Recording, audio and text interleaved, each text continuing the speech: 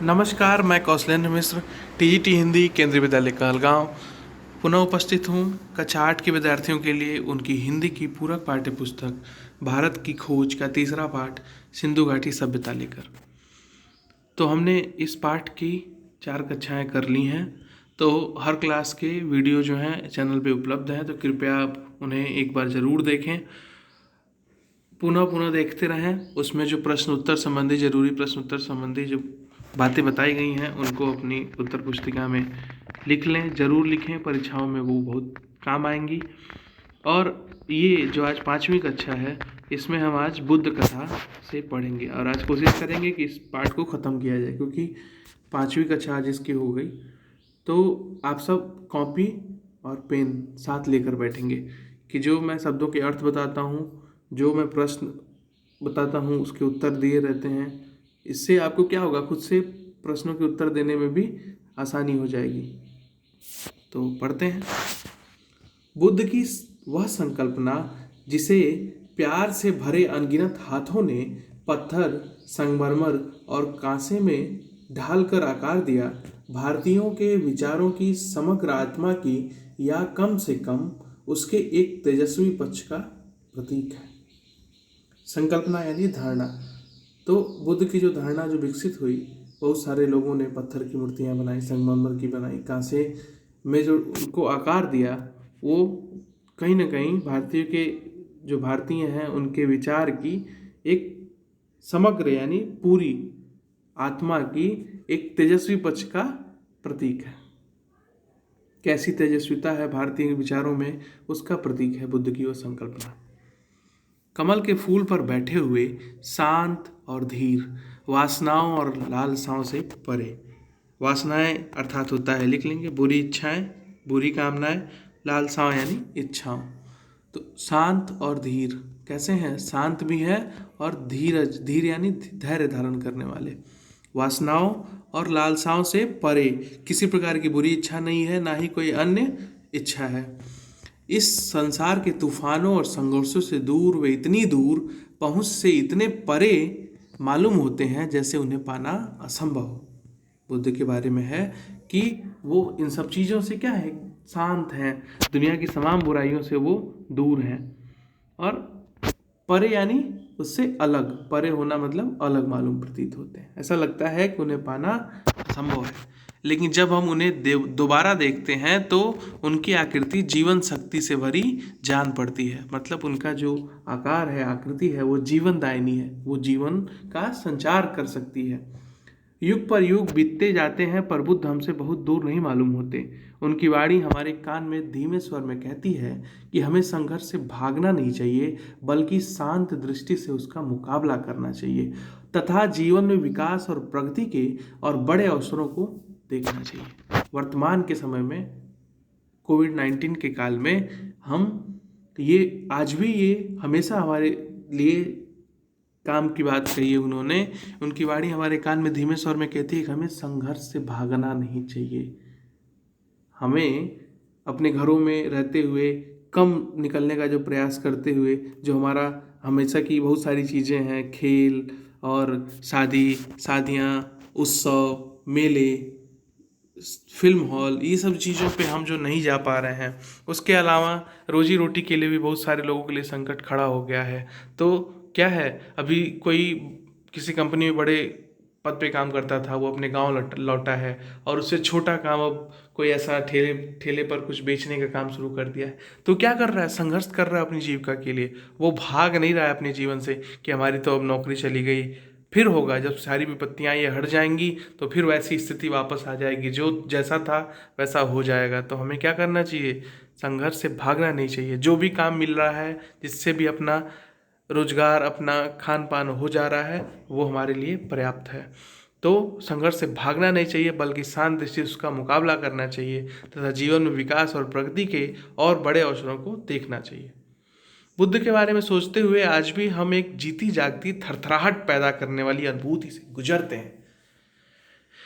उस राष्ट्र और जाति के पास निश्चय ही समझदारी और आंतरिक शक्ति की गहरी संचित निधि होगी जो ऐसे भव्य आदर्श को जन्म दे सकती है। निधि यानी होता है खजाना, संचित मतलब इकट्ठा की हुई। तो इसके बारे में बोला जा रहा है कि भारतीय जो संस्कृति है, भारत जो राष्ट्र है उसने, और जिसने बौद्ध जैसे महान को व्यक्ति को जन्म दिया, उनकी विचारधारा को पल्लवित होने का मौका दिया, तो वो निश्चय ही क्या है, समझदारी और आंतरिक शक्ति की गहरी निधि है, खजाना है। चंद्रगुप्त और चाणक्य, मौर्य साम्राज्य की स्थापना। भारत में बौद्ध धर्म का प्रचार धीरे धीरे हुआ। मूल रूप से यह क्षत्रिय आंदोलन था और शासक वर्ग तथा पुरोहितों के बीच संघर्ष का प्रतिनिधित्व करता था। पश्चिमोत्तर, पश्चिम और उत्तर, मतलब पश्चिम और उत्तर दोनों के बीच से जो जगह जाएगी, जिस जगह के लिए, मतलब अब देखेंगे जब बनाएंगे, अब रेखा खींचते हैं दिशाओं के ज्ञान के लिए, 4 रेखाएं खींचते हैं ना, ऊपर उत्तर, नीचे दक्षिण, फिर पूरब पश्चिम। तो पश्चिम और उत्तर के बीच से जब आप एक सीधी रेखा खींचेंगे तो क्या आ जाएगी, पश्चिमोत्तर, तो वो पश्चिमोत्तर प्रदेश की ओर ऐसा है। तो पश्चिमोत्तर प्रदेश पर सिकंदर के आक्रमण से इस विकास को आगे बढ़ाने में विशेष मदद मिली और 2 ऐसे विलक्षण व्यक्ति सामने आए जिन्होंने बदलती हुई परिस्थितियों का लाभ उठाते हुए उन्हें अपनी मर्जी के मुताबिक ढाल लिया। ये थे चंद्रगुप्त मौर्य और उनके मित्र, मंत्री और सलाहकार चाणक्य। इन दोनों का मेल बहुत कारगर साबित हुआ। दोनों मगध के उस शक्तिशाली नंद साम्राज्य से निकाल दिए गए थे जिसकी राजधानी पाटलिपुत्र, आधुनिक पटना थी। दोनों पश्चिमोत्तर प्रदेश में तक्षशिला गए और उन यूनानियों के संपर्क में आए जिन्हें सिकंदर ने वहाँ नियुक्त किया था। चंद्रगुप्त की भेंट खुद सिकंदर से हुई थी। तो चंद्रगुप्त और चाणक्य जिनका अभी पूर्व में भी नाम आया था, जिनकी किताब है अर्थशास्त्र।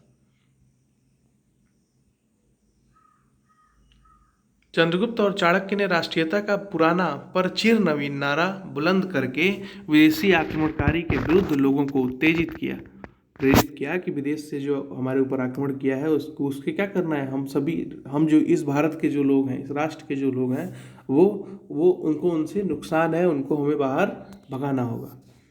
यूनानी सेना को खदेड़कर तक्षशिला पर अधिकार कर लिया गया। राष्ट्रीयता की पुकार सुनकर बहुत से लोग चंद्रगुप्त के साथ हो गए और उन्हें साथ लेकर चंद्रगुप्त पटना तक पहुंच गया। सिकंदर के मृत्यु के 2 ही वर्ष में उसने पाटलिपुत्र पर अधिकार करके मौर्य साम्राज्य की स्थापना की। लिखित इतिहास में पहली बार एक विराट यानी विशाल केंद्रीय राज्य की स्थापना हुई। पाटलिपुत्र इस महान साम्राज्य की राजधानी थी। यह नया राज्य था कैसा? सौभाग्य से हमें इसका पूरा ब्यौरा मिलता है। ब्यौरा यानी विवरण, भारतीय भी और यूनानी भी, मतलब भारतीयों ने क्या इसके बारे में बताया और यूनानियों ने क्या लिखा है, दोनों पता चलता है। एक विवरण सिल्यूकस के राजदूत मेगास्थनीज ने छोड़ा है और दूसरा है कौटिल्य का अर्थशास्त्र, जो कहीं अधिक महत्वपूर्ण है राजनीति शास्त्र से और उसी समय की रचना है। सेल्यूकस के जो राजदूत थे मेगास्थनीज ने, उन्होंने एक अपनी रचना लिख दी है और उसमें इसका विवरण मिलता है कि यह जो पाटलिपुत्र राज्य था कैसा था। और दूसरा जो कौटिल्य है यानी चाणक्य जो हैं, उनकी जो कौटिल्य चाणक्य का ही नाम है, उनकी जो रचा हुआ ग्रंथ है अर्थशास्त्र, उसमें विवरण मिलता है, उसी समय की रचना है। राजदूत क्या होते हैं कि राज्य का विदेश में जो प्रतिनिधि होता है वो राजदूत है। कौटिल्य चाणक्य का ही दूसरा नाम है। वह हर दृष्टि से बड़ा आदमी था, बुद्धिमानी में भी और कर्मठता में भी। इस युग के बारे में एक प्राचीन भारतीय नाटक है मुद्रा राक्षस। इस नाटक में चाणक्य की तस्वीर उभरती है, साहसी और षड्यंत्री, अभिमानी और प्रतिशोधी, जो न कभी अपमान को भूलता है न अपने लक्ष्य को ओझल होने देता है। ओझल होने देना मतलब गायब होने देना, जो प्रतिशोध मतलब अपने प्रति किए गए अत्याचार का बदला लेने की प्रवृत्ति। दुश्मन को धोखा देने और पराजित करने के लिए वह हर तरीके का इस्तेमाल करता है। वह साम्राज्य की बागडोर अपने हाथ में संभाले रहता है। बागडोर यानी नेतृत्व करता है, जिम्मेदारी, बागडोर यानी जिम्मेदारी हाथ में से संभाले रखता है और सम्राट को स्वामी की तरह नहीं बल्कि एक प्रिय शिष्य की तरह देखता है।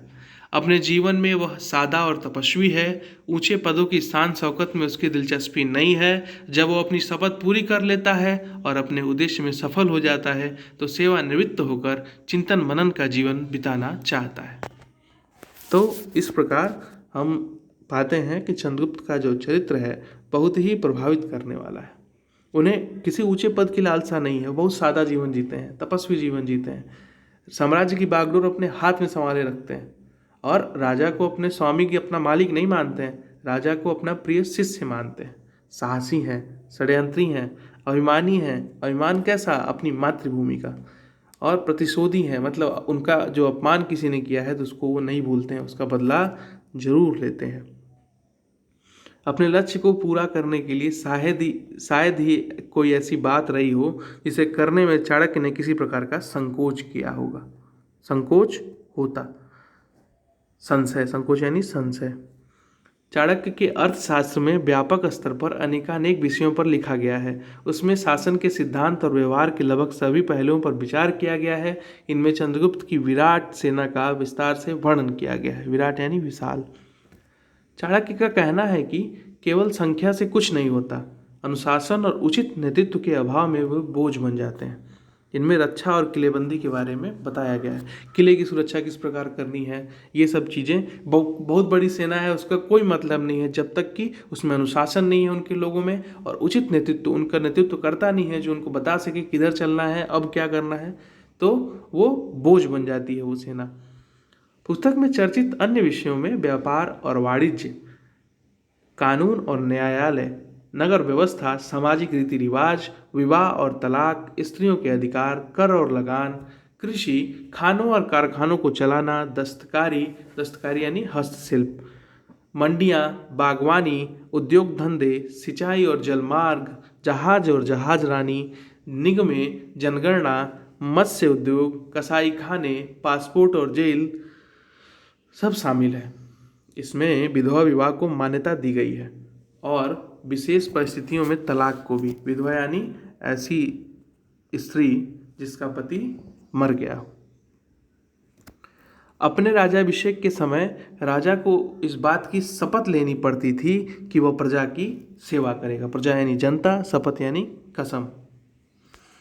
उसका सुख उसकी प्रजा के सुख में है, उसकी खुशहाली में है। वह उसी को अच्छा समझेगा जो उसकी प्रजा को अच्छा लगेगा, उसे नहीं जो खुद को अच्छा लगे। यदि राजा उत्साही होगा तो प्रजा समान रूप से उत्साही होगी। सार्वजनिक काम राजा की मर्जी के मोहताज नहीं होते, उसे खुद हमेशा इसके लिए तैयार रहना चाहिए। यदि कोई राजा अनीति करता है तो उसकी प्रजा को अधिकार है कि उसे हटाकर किसी दूसरे को उसकी जगह बैठा दे। अनीति मतलब प्रजा के साथ अगर बुरा करता है तो प्रजा को अधिकार है, जनता को अधिकार है कि वो उसे हटाए और उसकी जगह दूसरे को बैठा दे। अशोक 273 ईसा पूर्व में अशोक इस महान साम्राज्य का उत्तराधिकारी हुआ। किसका? जिसके चंद्रगुप्त मौर्य थे। इससे पहले वह पश्चिमोत्तर प्रदेश का शासक रह चुका था। फिर पश्चिमोत्तर का जिक्र आया, जिसकी राजधानी विश्वविद्यालय की नगरी तक्षशिला थी। तक्षशिला विश्वविद्यालय बहुत ही प्रसिद्ध था और वह भी वही उसका राजधानी, वही शहर क्या थी? नगरी, राजधानी थी। उस समय साम्राज्य के भीतर भारत का बहुत बड़ा भाग आ गया था और उसका विस्तार मध्य एशिया तक हो चुका था। केवल एशिया जो महाद्वीप है, केवल दक्षिण पूर्व और दक्षिण का एक भाग उसके अधिकार क्षेत्र में नहीं आ पाए थे। संपूर्ण भारत को एक शासन व्यवस्था के मातहत इकट्ठा करने के पुराने सपने ने अशोक को प्रेरित किया और उसने तत्काल पूर्वी तट के कलिंग प्रदेश को जीतने की ठान ली। मातहत यानी अधीन, तो एक शासन व्यवस्था के मातहत इकट्ठा करने के पुराने सपने को, मतलब सभी जो अधीन हैं उनको, सबको उन पे अपना अधिकार करने के लिए कलिंग जीतने का निर्णय लिया। अशोक का एक अभिलेख आप देख सकते हैं इधर। तो कलिंग के लोगों के बहादुरी से मुकाबला करने के बावजूद अशोक की सेना जीत गई। इस युद्ध में भयंकर कत्लेआम हुआ। जब इस बात की खबर अशोक को मिली तो उसे बहुत पछतावा हुआ और युद्ध से विरक्ति हो गई। विरक्ति होना मतलब उससे मन हट जाना, युद्ध करने का फिर दोबारा मन नहीं हुआ। बुद्ध की शिक्षा के प्रभाव से उसका मन दूसरे क्षेत्रों में विजय हासिल करने और साहसिक काम करने की ओर घूम गया। अशोक के विचारों और कर्मों के बारे में हमें फरमानों से जानकारी मिलती है। फरमानों यानी आदेशों से, जो उसने जारी किए और जो पत्थर और धातु पर खोदे गए। देखिए जैसे ये पत्थर पे लिखा हुआ है, फिर तमाम पत्तों पे लिखा जाता था, ताड़ आदि पे, तो धातु पर खोदे गए। देखिए ये पत्थर है, धातु पत्थर ही है। ये फरमान पूरे भारत में फैले हैं और अब भी मिलते हैं। कलिंग को साम्राज्य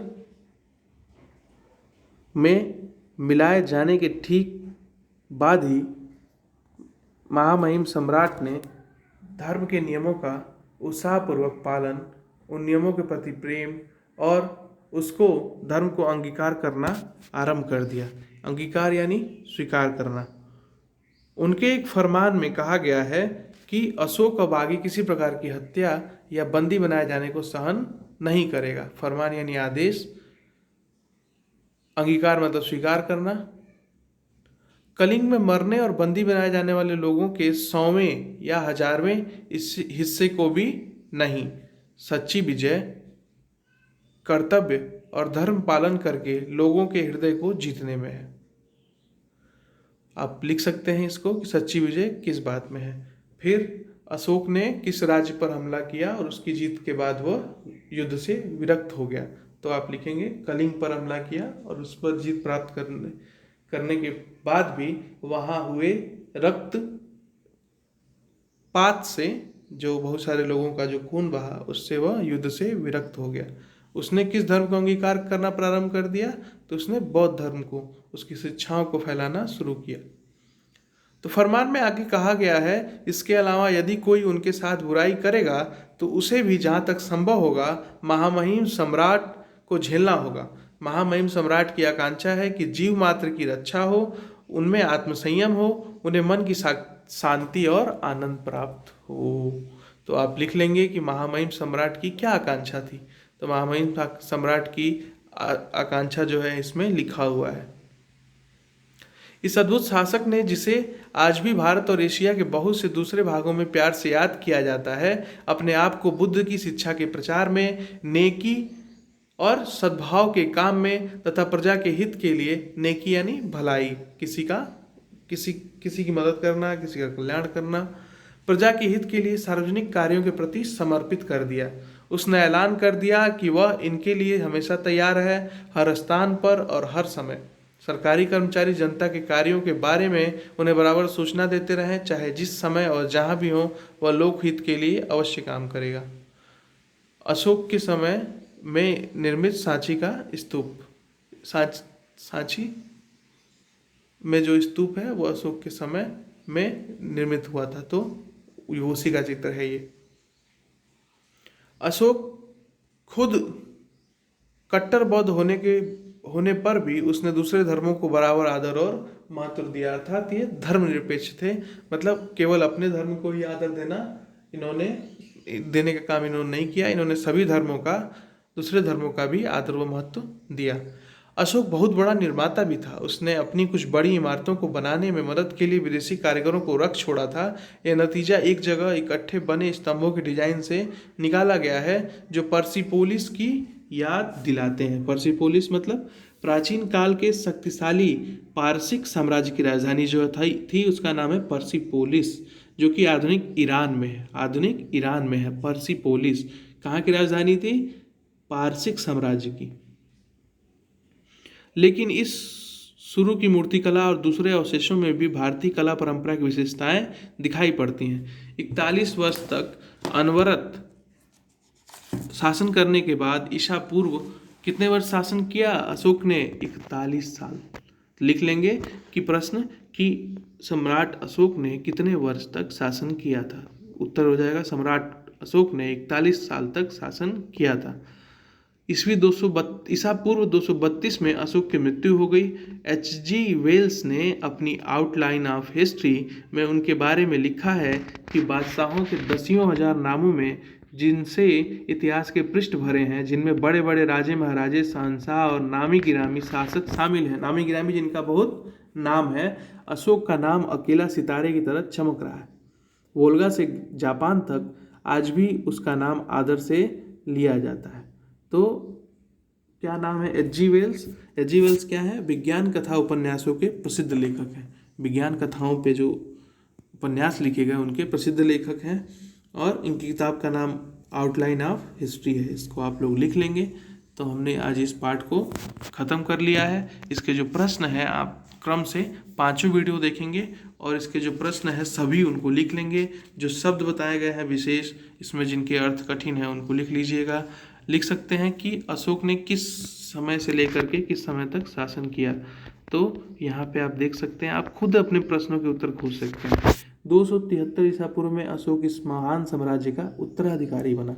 उत्तराधिकारी मतलब किस कोई और शासक था, उसके बाद राजा ये बन गया, तो क्या मिला? वो उत्तराधिकारी बन गया। तो 273 ईसा पूर्व में उत्तराधिकारी बना, और कब तक रहा? 232 ईसा पूर्व तक। तो कितना हो गया? 41 साल।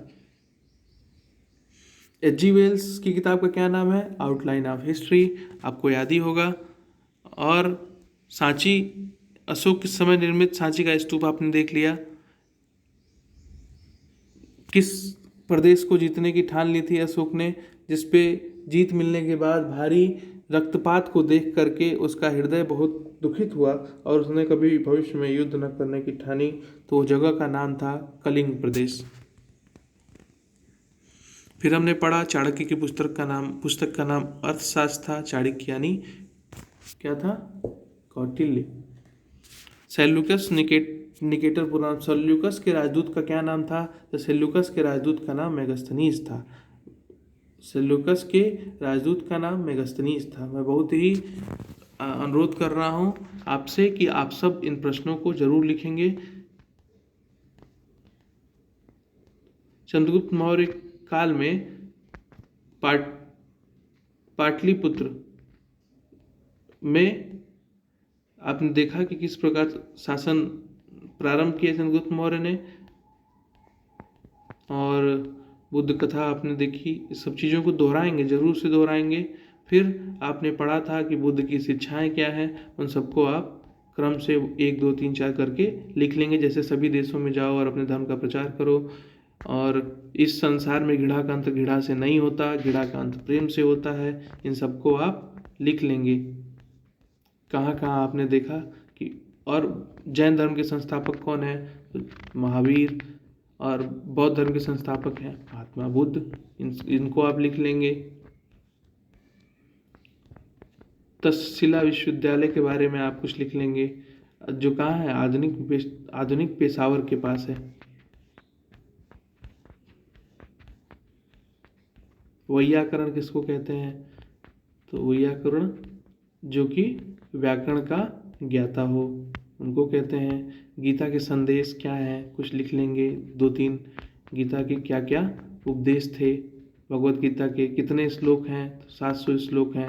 भगवत गीता किस ग्रंथ का एक अंश है, एक भाग है? तो भगवत गीता महाभारत का एक अंश है। इसकी कुछ शिक्षाएं हैं जो दी हुई हैं, उसको आप लिख लेंगे।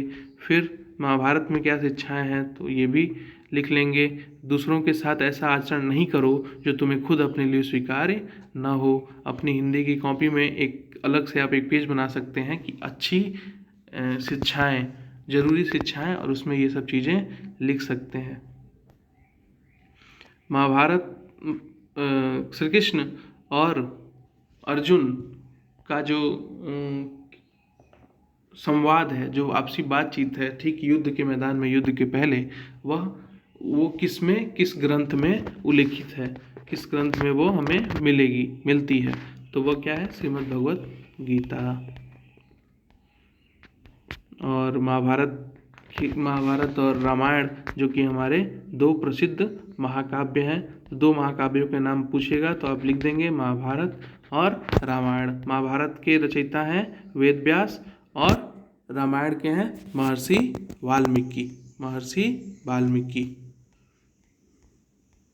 वाल्मीकि। फिर आप भौतिकवाद हमने पढ़ा था, व्यक्तिवादी दर्शन के लाभ और हानियाँ पढ़ा था।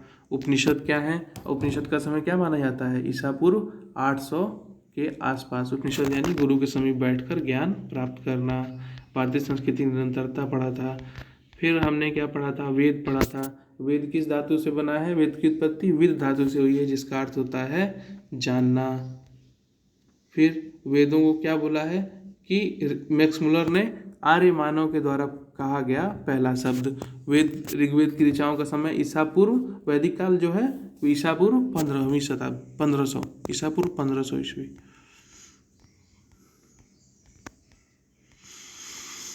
आर्यों का आना हमने पढ़ा था। फिर ये हमने पढ़ा था सिंधु घाटी सभ्यता जो शीर्षक शुरू है उसके कहाँ कहाँ अवशेष मिले मोहनजोदड़ो हड़प्पा में। इस प्रकार आपका ये पाठ समाप्त होता है। तो आप सभी वीडियो को देख करके जितने भी प्रश्न लिखे हुए हैं कृपया करके उनको लिख लेंगे, और जो भी आपके अगर कुछ प्रश्न होंगे, जो भी आपकी कुछ बातें होंगी वो आप कमेंट बॉक्स में लिख सकते हैं। बहुत बहुत धन्यवाद।